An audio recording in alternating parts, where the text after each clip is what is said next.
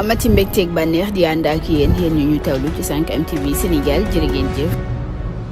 mbokk internet yu 5M TV Sénégal dal leen jàmm ci seen chaîne bile ab message bu Cheikh Thioro Mbacké moom nag daal di jébbal Ousmane Sonko ma ngay wax ni nag bile message ba mu koy bind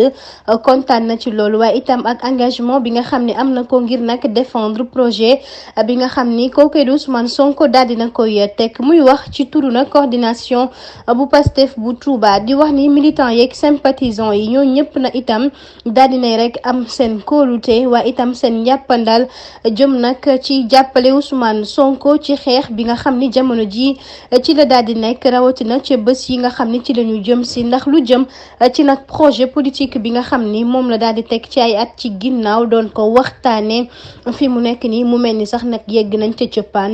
ndaw ga ngir nag mën ko daal di fësal ci noonee njiitu réew mi Macky Sall na xam ni moom projet ya mu tegoon kay moom passé na ko maanaam dépassé na ko te jeexal na ko sax nag bu soobee rek borom bi moom dina daal di génn abal ñu rek ñun ñu wéyal suñu combat ngir nag mu mën ñoo yóbbu ci atum 2024 bile.